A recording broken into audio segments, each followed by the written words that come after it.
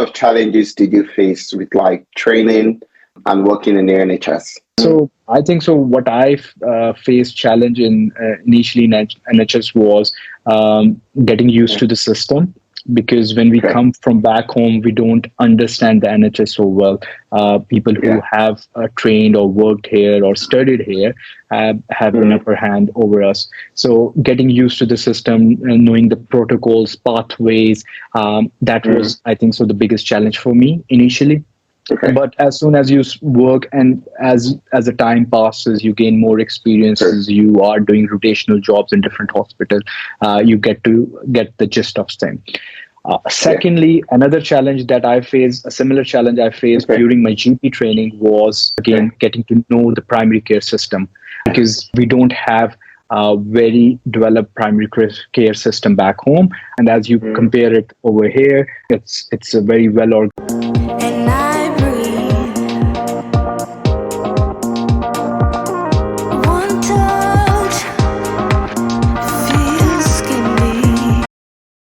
Hi, Dr. Chaudhry. Good afternoon. Hello. Good afternoon. Hi, you okay? I'm fine, thank you. How have you been? I'm good. How are you? I'm fine, thank you. Just good. Got home nice to meet not you. too long ago. Yeah. It's a lovely Sunday. Yeah. The sun's not too out. Is not out, but still the weather's better.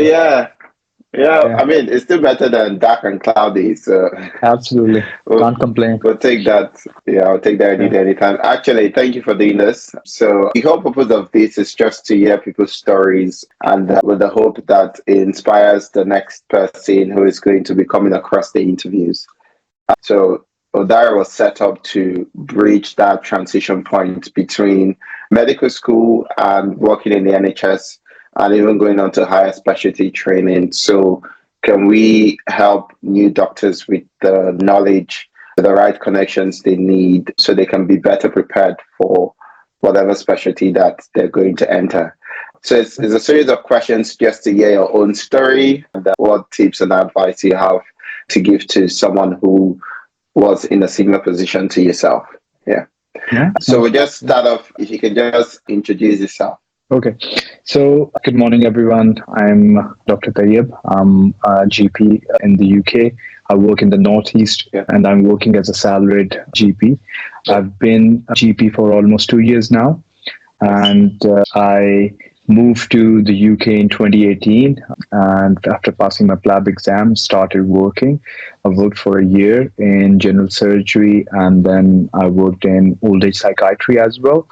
And while I was working in old age psychiatry, I was accepted into the GP training program in the northeast of England, where I train and where I'm living at the moment now. So 3 years of GP training, as you know. And I CCT'd in 2022 August, and since then I've been working, as I mentioned earlier, as a salary GP. Oh, nice.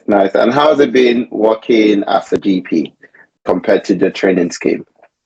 So training, it's quite a different experience after you finish your training.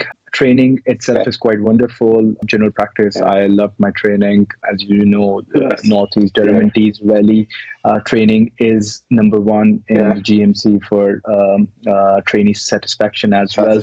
So I really liked my peers, my colleagues. They were all wonderful. The main difference, I think, so working as an independent GP and as a trainee is you always have that support. When you're a trainee, you've got your supervisors, you've got trainers, so there's always someone you can ask for help and things. So when you qualify and start working as an independent GP or a family physician, the first few months you get time to set on your feet. But I mean, the training is quite enough, and it keeps you ready. Your ST3 is basically turning that page, going to work as an independent GP. So after a few months, you settle into your role, and then you started working in different aspect, I suppose, as a GP, and you get the gist of the job. That's good. And then what's the difference between working as a salaried versus working as a locum GP? So what's the difference been for you? So, I mean, some people choose to be just working as salaried, some people choose locum, and some people obviously also go into partnership. So, the three models which we as GP have. Sure. I'm a salaried GP. I do a mix of locums as well. So, I'm a part-time salaried. So, I work 3 days, and then a couple of days I do locums, which I think so is quite a good mix. So, you get to see both sides of the job. I think so for me, salary jobs give you the continuity of care you want for your patients. It's more about going to the same workplace, having that job security as well, I would say, with the salaried roles. In terms of locum, I think so money-wise, financial reasons, it's quite good and rewarding, but you don't have that continuity of care in locums, and you are working in different places. But I think so if you have a mix, it all depends on what you feel like doing. So both the options, but some of my friends are working entirely as locum and they enjoy the job. I think so for me, it was more about the mix. Okay, that makes sense. Thank you very much. Because for me, I'm in ST2, so thinking about ST3 and what happens ahead. And I met a couple of ST3s yesterday. They were just weighing their different options. So it's important to like have a lot of information, so that you know what to do, so that you know you're going in prepared and you're choosing the right place to, or the right position to be in with the right amount of information. So it's more like an informed decision, if that makes sense. Yeah. My next question I wanted to ask is, Dr. Chaudhry, is obviously working in the NHS has its challenges.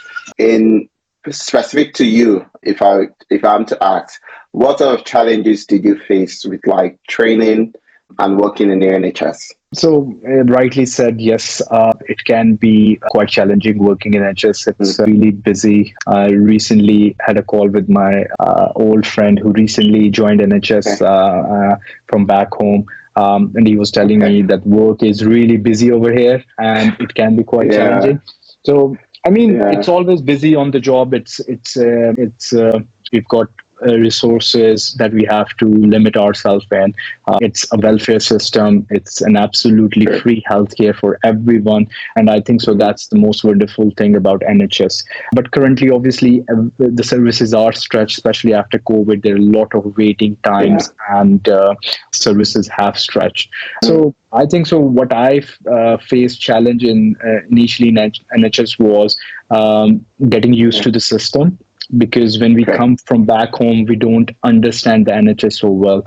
People who have trained or worked here or studied here have an upper hand over us. So getting used to the system and knowing the protocols, pathways, that was, I think, so the biggest challenge for me initially. But as soon as you work and as the time passes, you gain more experiences, you are doing rotational jobs in different hospitals, you get the gist of things. Secondly, another challenge that I faced, a similar challenge I faced during my GP training was, again, getting to know the primary care system, because we don't have a very developed primary care system back home. And as you compare it over here, it's a very well organized, well developed. So, and primary care has a lot of layers as well. So as a GP trainee, it was coming from a hospital, working through my years after med school in hospital, working in the community was a bit of challenge. So as soon as you train and start working in GP surgery, slowly things start to integrate and about the system. So I think so learning about the system was the most challenging thing for me. Okay, that makes sense. Thank you for that. It's actually quite helpful to hear. And it sort of leads on to the next question. If you had to have like a magic wand, and they said if you had to improve one thing that you experienced during your training pathway, what would that be? If you were to change one thing to make it easier or better for the next person sort of coming through training, if they were to be in your same position back then. Absolutely. I think so. One thing I would go back and change would be focusing more toward the Royal College's exam initially, early on. I think so. I started studying and being more focused toward the exams in my end of ST2. I think so. If I could have worked more because my ST3 was a bit challenging. I had to go through two exams. I did my AKT in ST2. I did my RCA. I did my AKT in ST3. I did my RCA in ST3. So both of the exams were done. So what I would encourage all of the future general practitioners or doctors coming into this training pathway to work early on the exam and have that resources as well on hand to prepare early for the exam, because these are very tough exams. These are tough to crack. So as soon as you can get rid of them, just get rid of them and then enjoy the training. Okay, that makes sense. Thank you so much. Thank you so much. It's been a lovely chat with yourself. And like I always say to people, like this is always going to help somebody. We might not be able to meet them, but we'll share this video online.